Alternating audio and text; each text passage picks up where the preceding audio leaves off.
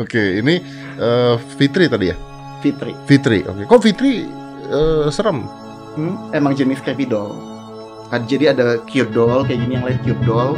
Ini jenis kalau secara dollnya ini ya creepy doll. Creepy doll. Iya. Sini sayang. Aduh. Dia berat om. Dia beratnya 8 kilo. Ini apaan? Bayi gue. Boneka. It's a baby. Boneka. Ini bayi. I treat him like a baby. But you know, Gue guyur wine ya dari tadi yang hanya it's a doll mulu. It's a baby.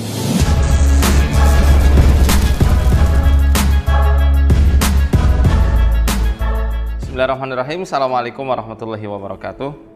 Ya, belakangan ini kita mendengar ada boneka-boneka yang tersebar, dan boneka itu dipercaya bisa berbicara, bahkan ada yang mempercayai boneka itu bisa mendatangkan rezeki. Hukum punya boneka itu boleh-boleh aja, boleh banget untuk mainan anak-anak.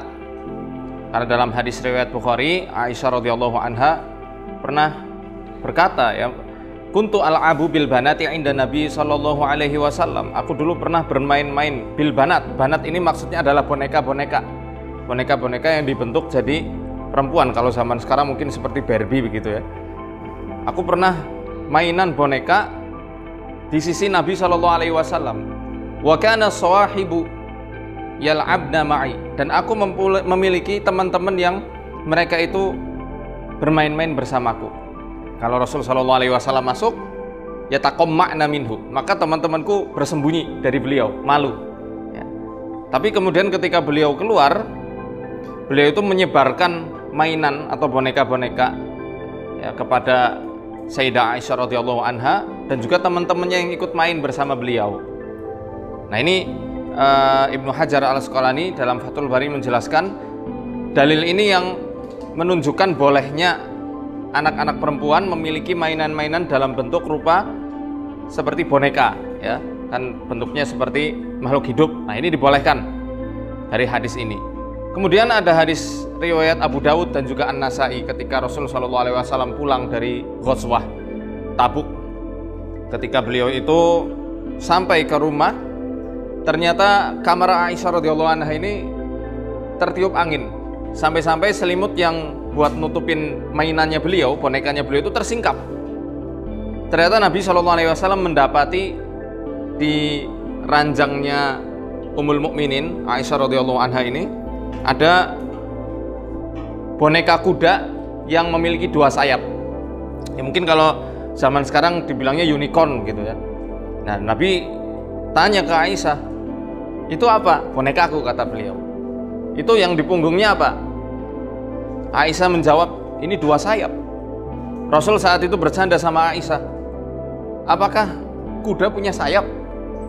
Kuda kok punya sayap, istilahnya gitu. Kemudian Sayyidah Aisyah kembali menjawab, bukankah engkau pernah mendengar bahwa Nabi Sulaiman alaihi salam juga memiliki kuda-kuda yang kudanya itu punya sayap banyak? Lalu kemudian Nabi SAW tertawa sampai terlihat gigi gerahamnya. Ini menunjukkan bahwa dibolehkan. Rasulullah SAW tidak mengharamkan seseorang itu memiliki boneka. Tapi dalam konteks ini, spirit doll itu hampir sama seperti berhala kalau saya katakan, bukan menjadi boneka biasa. Karena di situ banyak sekali orang-orang yang percaya kalau punya boneka Annabelle atau yang semisalnya itu akan membuat hati lebih tenang, kemudian bisa mendatangkan rezeki, bisa jadi pengundang keberuntungan, mengingatkan kalau misal ada orang jahat. Nah, ini kan hakikatnya siapa yang berbicara? Apakah roh orang mati yang masuk ke situ? Tidak mungkin. Mungkin teman-teman tahu tentang boneka-boneka tradisional yang dulu orang-orang di Nusantara, khususnya di tanah Jawa ini, memainkan hal tersebut. Ada Toto Kerot, bahasa lainnya ini apa? Nini Towok. Kemudian ada Jai Langkung, ada Nyai Tawang dan lain sebagainya, yang mereka itu menggunakan boneka yang dibentuk dengan siwur, dihiasi seakan-akan seperti wanita yang cantik dalam bentuk boneka semacam itu. Nah, itu gunanya untuk apa? Memanggil arwah. Nah, ini sama aja, cuma sekarang lebih modern lagi, bonekanya juga lebih cakep, lebih imut, ya, tapi secara maksud dan tujuannya hampir sama seperti orang-orang main jelangkung dan semisalnya. Nggak mungkin benda mati bisa berbicara sendiri, pasti ada sesuatu yang menempel di situ. Nggak mungkin malaikat, ngapain malaikat masuk kepada boneka? Ya, kurang kerjaan. Roh-roh orang mati juga nggak mungkin, jelas dalilnya di Quran. Ya, ya pasti dia adalah bangsa jin tetangga kita yang hidup berdampingan dengan kita di dimensi yang lain, di sekat yang lain. Maka hati-hatilah. Ya, jangan mau dijebak untuk taat kepada setan. Allah Ta'ala berfirman, alam ahad ilaikum ya bani adama alla ta'budu syaitan innahu lakum aduwwum mubin. Wahai anak cucu Adam, bukankah aku telah memerintahkan kepada engkau, janganlah kalian menyembah setan, karena dia adalah musuh yang nyata bagimu. Hati-hati, sekali lagi hati-hati. Jin-jin itu ketika melihat karakter-karakter yang digemari oleh manusia, dia akan masuk ke karakter itu. Maka tidak heran ya kadang-kadang boneka itu gerak sendiri, yang bisa ketawa ya ketawa sendiri, yang bisa nyala ya nyala sendiri. Mereka punya anak-anak kecil sama seperti anak-anak kita di bangsa manusia. Jadi saya himbau kepada yang punya boneka, kepada yang punya mainan, boleh hukumnya ya, tapi jangan dikhususkan itu jadi boneka arwah, pembawa keberuntungan, melancarkan rezeki, atau yang semisalnya. Karena itu bisa membahayakan bagi akidah kita dan bisa masuk kepada ranah syirik. Yang saya dengar katanya ada yang jadikan dia itu sebagai teman hayalan, teman imajinasi, atau anak, atau yang apalah tetek bengeknya ya. Fitrah kita selaku manusia adalah makhluk sosial. Kita dihidupkan Allah Ta'ala di dunia ini, diberi kesempatan hidup di dunia ini. Selain kita juga harus menjaga tali hubungan kita kepada Allah Ta'ala, hablum minallah, kita juga harus menjaga tali silaturahim kita kepada sama manusia ini, hablum minannas.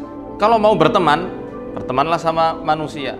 Kalau mempunyai anak, adopsilah anak-anak yang yatim, yang piatu, yatim piatu yang memang dia itu tidak memiliki harta, tidak ditinggali banyak harta sama orang tuanya. Bukankah itu justru lebih mulia dan akan mendapatkan ganjaran syafaat kelak di hari akhirat?